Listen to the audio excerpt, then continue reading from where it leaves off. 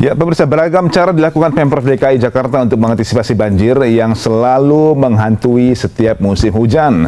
Salah satunya dengan mempercepat pelaksanaan program sodetan Kali Ciliwung yang bermuara di Kanal Banjir Timur akhir tahun ini.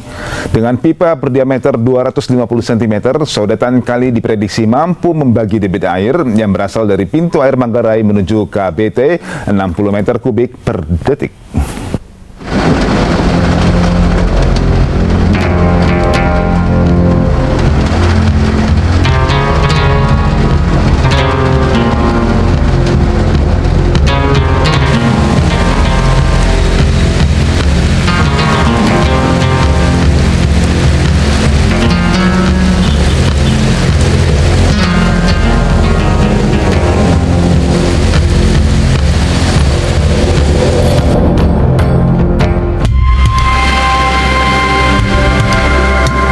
Berdasarkan prediksi Badan Meteorologi dan Geofisika atau BMKG, Jakarta akan mengalami hujan dengan intensitas tinggi Januari 2014 mendatang.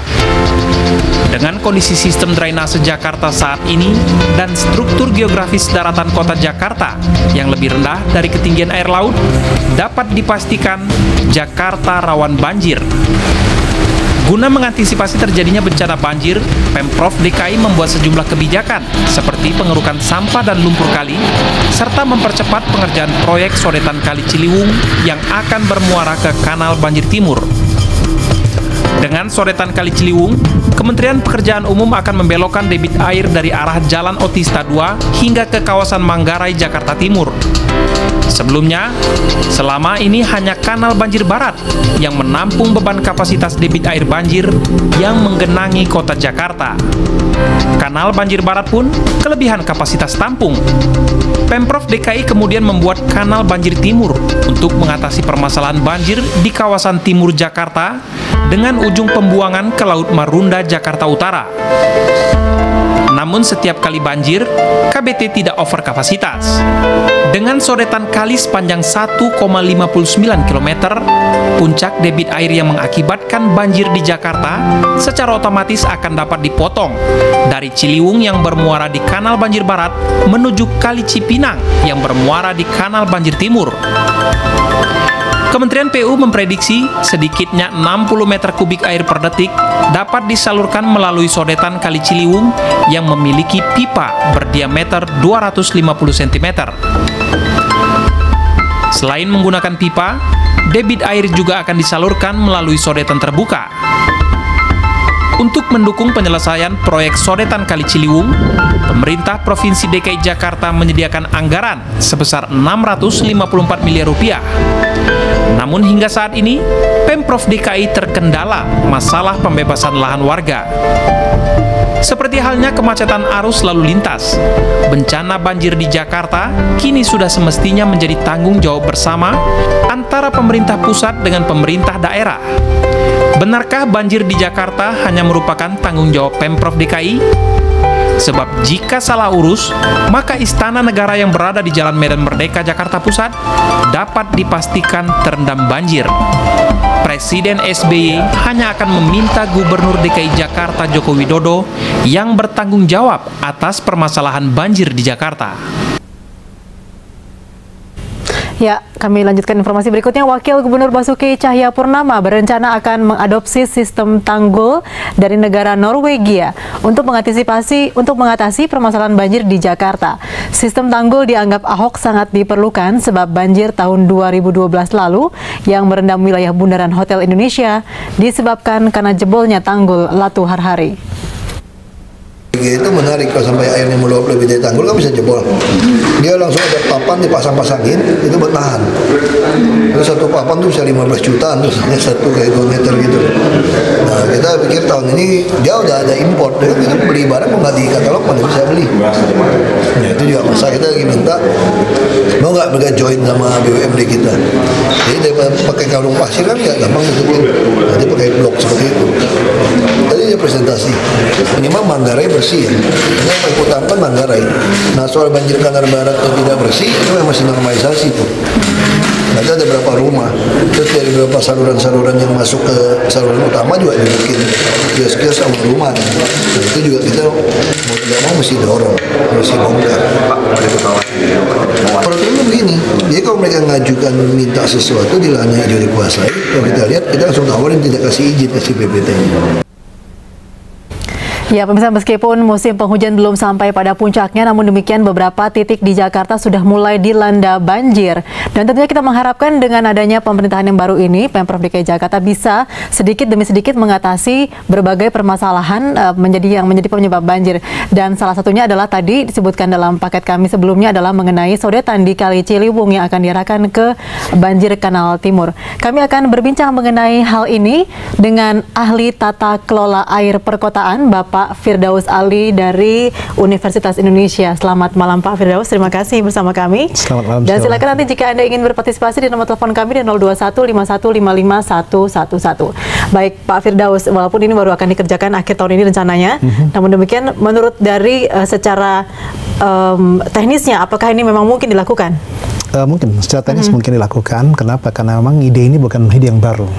Sudah lama sekali, malahan kemudian ada ide membuat sodetan langsung di dekat Istana Bogor dari Ciliwung. Jadi langsung dibawa dari Istana Bogor, karena memang yang menjadi penyebab banjir Jakarta kebanyakan dari arah Bogor, dari begitu arah ya? Bogor. Lalu kemudian berkali-kali kita dihantam banjir, dan begitu banjir berlalu kita lupa. Sampai kemudian banjir tahun 2012-2013 kemarin, lalu kemudian pemerintah pusat, ya saya masih ingat itu di GOR Jakarta Timur, Presiden mengumumkan bahwa kita akan lakukan sodetan Ciliwung ke banjir Kanal. Menurut Anda apakah sodetan yang sepanjang 1,50 hampir 2 meter itu, 2 kilometer itu memang cukup untuk dilakukan? Apakah memang kurang banyak? Tadi Anda menyebutkan sebaiknya malah dari Istana Bogor disodet dari mulai sana. Bukan, yang saya masukkan disodet langsung dari atas, dibuang dari Ciliwung ke Cisadane. Oke, jadi bukan dialihkan ke banjir Kanal Timur itu ya? Itu yang lama, tapi kan kemudian tidak visible, lalu kemudian dibikin beberapa simulasi, lalu yang terdekat itu dan elevasi yang memungkinkan itu adalah yaitu dari daerah Otista kemudian tembus ke Kanal Banjir Timur ya, yang jaraknya lebih dekat ya, lalu kemudian risiko untuk ya membangun sodetan tadi lebih kecil dibandingkan dengan ya di lokasi lain. Itu pertimbangan. Menurut Anda Kanal Banjir Timur tersebut memang akan cukup daya tampung airnya untuk menampung sodetan tersebut? Ya, ini pertanyaan bagus sekali, karena kalau seandainya curah hujan merata di 13 das yang masuk ke DKI, yang sekarang 5 itu ditampung, dihandle oleh Kanal Timur, ya, lalu kemudian kalau curah hujan di 13 das ini bersamaan tinggi, tentunya kemudian Kanal Timur tidak akan mampu menghandle limpahan. Artinya ini juga waspada bagi warga yang tinggal di sepanjang Kanal Banjir Timur. Saya tidak mengatakan seperti itu, tapi adalah bahwa kita kan seperti gambling ini, bahwa kemudian ketika hujan yang masuk ke das Ciliwung ya dengan 7 das yang lain anaknya, lalu kemudian dalam saat yang bersamaan di das yang masuk ke dipotong oleh Kanal Timur ini tidak terjadi curah hujan yang tinggi, sehingga ada kekurangan debit yang bisa dimanfaatkan dari limpahan dari Ciliwung tadi, sehingga kemudian sebanyak 60 meter kubik tadi didivert ke Kanal Timur. Tetapi kalau Kanal Timur dalam keadaan juga tinggi curah hujannya, lalu kemudian dia mencapai katakan 380 meter kubik per detik, tentunya kemudian sodetan ini tidak akan berfungsi apa-apa gitu. Oke, menurut prediksi Anda apakah pernah melakukan simulasi jika memang ada sodetan, warga yang tinggal di bantaran Ciliwung terutama yang selama ini menderita banjir begitu, mereka akan terbebas dari banjir atau memang banjirnya akan bersurut saja, hanya surut saja?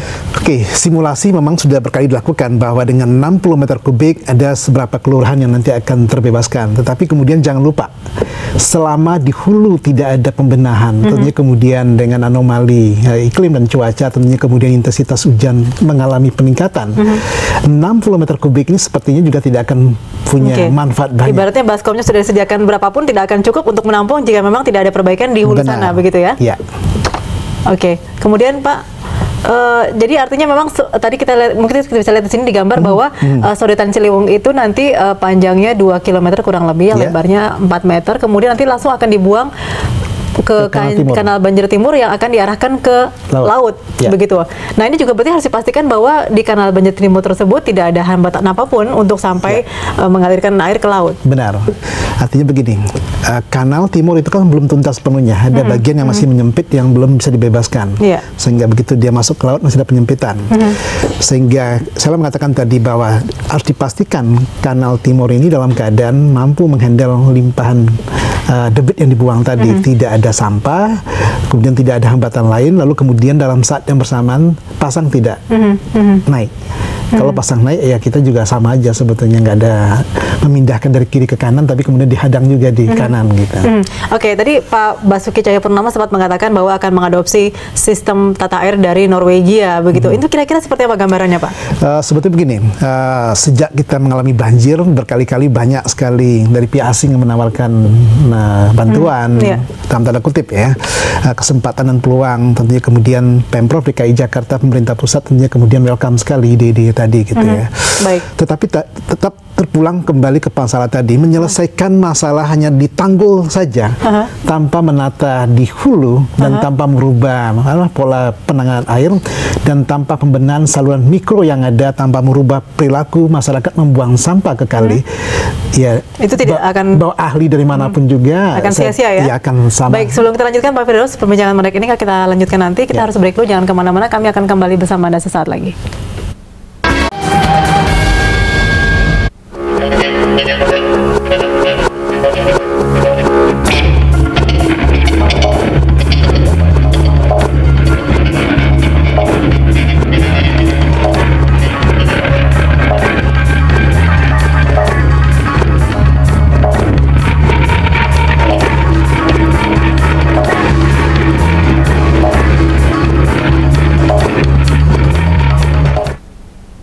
Pemirsa, intensitas curah hujan yang tinggi di Jakarta saat ini menimbulkan kekhawatiran terhadap ancaman bencana banjir. Dinas Pekerjaan Umum DKI Jakarta mengaku telah melakukan sejumlah kegiatan antisipasi banjir. Hingga akhir Oktober kemarin, kawasan rawan banjir di Jakarta berkurang 16 titik dari sebelumnya 78 lokasi rawan banjir. Seperti halnya yang telah kita lakukan dengan melakukan normalisasi di saluran besar maupun sampai saluran kecil, bahkan gorong-gorong dan saluran yang berada di tempat penduduk ya. Dan kedua, kita telah melakukan normalisasi waduk. Kita memiliki 76 waduk tersebar di seluruh wilayah di DKI Jakarta. Dan kita telah melakukan 12 waduk kita keruk dan kita perdalam kapasitas dari waduk tersebut sehingga dapat menampung air lebih banyak. Dan kita juga telah melakukan persiapan rumah pompa. Kita memiliki 135 rumah pompa dan kita memiliki 501 pompa, di mana kita melakukan pengecekan pada setiap pompa. Kita pastikan bahwa pompa tersebut tidak rusak. Apabila ada yang rusak, kita perbaiki sehingga pada saat musim air datang, pompa tersebut dapat menyerap air dan memompa ke tempat tertentu. Dan kita telah juga melakukan revitalisasi pintu-pintu air. Kita bekerja sama dengan Dinas Kebersihan melakukan pengambilan sampah di setiap depan-depannya pintu air sehingga ketika air nanti tiba, sampah itu tidak mengganggu dan air dapat kita kendalikan. Dan yang paling utama, kita melakukan membentuk satgas banjir dari tingkat provinsi sampai dengan kelurahan dan kecamatan, di mana satu satgas itu terdiri dari 4 sampai dengan 10 orang, dan kita dalam satu kecamatan bisa ada sampai dengan 4 satuan tugas, di mana kita itu melakukan pertolongan pertama pada saat banjir, sehingga ketika ada genangan dalam waktu 15 menit pun ketika kita mendapat laporan, langsung satuan tugas ini bekerja menanggulangi area-area yang tercakup genangan dan banjir. Ya, sejumlah langkah dinyatakan telah disiapkan oleh Pemprov DKI Jakarta menghadapi curah hujan yang cukup tinggi yang akan kita masuki bersama, yang mungkin Desember ini sudah mulai tinggi ya Pak Firdaus ya? Ya. Oke, dan tadi sudah disebutkan bahwa sudah melakukan beberapa hal seperti normalisasi sungai dan juga menggeruk lagi waduk-waduk yang selama ini menjadi permukiman warga. Apakah itu cukup, Pak Firdaus? Tentunya kemudian apa yang sudah dilakukan oleh Pemprov DKI beda dengan yang sebelumnya ya, bahwa waduk peluit tidak pernah tersentuh, sekarang sudah ditangani, ini Riario kemudian juga ditangani, kemudian berapa saluran mikro sekarang sudah ditata ya, dan pengerukan sudah mulai, ya pintu-pintu air sudah diperbaiki, lalu kemudian sudah ada koordinasi dengan dinas kebersihan terkait dengan membuang sampah. Tetapi saya ingatkan sekali lagi bahwa itu tidak cukup untuk menghadapi dalam waktu dekat ini ketika musim hujan datang. Kenapa? Karena memang saluran yang ditangani itu masih sedikit dibandingkan dengan ya kebutuhan kita untuk menangani, menghandle jumlah air limpasan tadi. Tetapi saya katakan bahwa upaya yang sudah dilakukan sekarang ini tidak pernah sebelumnya dilakukan semasif ini. Tentunya akan lebih baik. Tetapi kemudian jangan lupa bahwa sekarang kita memasuki situasi curah hujan yang tidak normal. Anomali cuaca ya? Ya, sehingga tentunya kemudian harus jauh lebih tinggi antisipasinya. Dan sebagian upaya normalisasi kan masih terganjal dengan realisasi di lapangan. Sudah dianggarkan tapi kemudian belum sempat dilaksanakan gitu. Baik, ya terkait dengan rencana sodetan sungai dan juga ada rencana juga sempat dilontarkan oleh Pemprov DKI Jakarta mengenai deep tunnel, Pak Firdaus. Kira-kira mana yang lebih penting dilakukan nih, deep tunnelnya atau mungkin sodetannya? Oke, kalau ditanya ke saya tentunya kemudian karena saya menggagas deep tunnel, saya mengatakan bahwa yang paling mendesak untuk dilakukan oleh DKI Jakarta, kenapa? Karena kita punya kompleksitas masalah yang besar sekali. Tentunya kemudian deep tunnel, kenapa?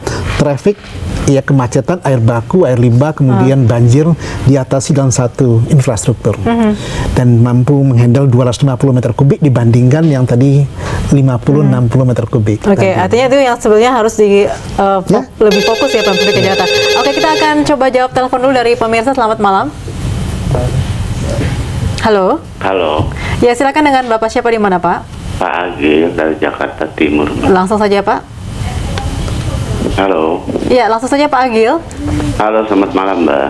Selamat malam. Silakan Pak Agil, langsung saja. Iya, Mbak. Ini masalah halo. Ya. Iya, masalah. Iya, ini kan masalah yang sudah sekian lama ya, Mbak ya. Hanya yang saya ingin sharing, ini kali selama ini kan banyak yang dikeruk, Mbak ya. Tetapi pengerukan itu sebatas menyimpan di pinggir-pinggir kali, dan sangat lemahnya pengawasan dari KPU untuk menyelesaikan sampai tuntas. Karena pada saat musim banjir kami melihat itu tanah turun kembali. Oke, baik. Oke, baik. Terima kasih Pak Agil, Jakarta Timur. Silakan tanggapannya Pak Firdaus. Ya, Pak Agil. Jadi mengeruk hanya ditaruh di pinggir, kemudian nanti banjir masuk lagi begitu. Benar, bahwa hampir sebagian besar, ya barangkali tidak hanya Pak Agil, yang lain juga melihat, dan juga ada yang komplain ke saya bagaimana Pemprov DKI Jakarta dia mengeruk kali, sampahnya ditaruh di jalan, tapi tidak segera diangkat, begitu hujan turun dia masuk lagi. Ya, lalu kemudian apakah ini tidak pekerjaan main-main gitu ya? Memang sekali lagi saya katakan bahwa salah satu kelemahan yang sedang dihandle oleh Pak Jokowi itu adalah bagaimana koordinasi yang baik antar SKPD yang ada. Ya, tugas di dalam kali siapa. Memang ini agak ribet untuk koordinasi instansi ya, yang ngeruk siapa, nanti yang membersihkan siapa. Begitu. Oke, jadi itu yang memang harus dibenahi oleh Pemprov DKI Jakarta. Oke, baik. Kemudian kembali lagi mengenai masalah sodetan, nanti baru mungkin akan dikerjakan akhir tahun ini, baru selesai mungkin 2014 mendatang begitu. 2015, butuh waktu 2 tahun kira-kira. Iya, artinya masyarakat masih menunggu lagi untuk bisa menikmati sodetan Kali Ciliwung yang paling tidak bisa mengurangi debit air di Ciliwung. Setidaknya 2 kali banjir lagi kita menunggu. Oke, baik. Terima kasih Pak Firdaus Ali bersama kami dalam Ada Pabita.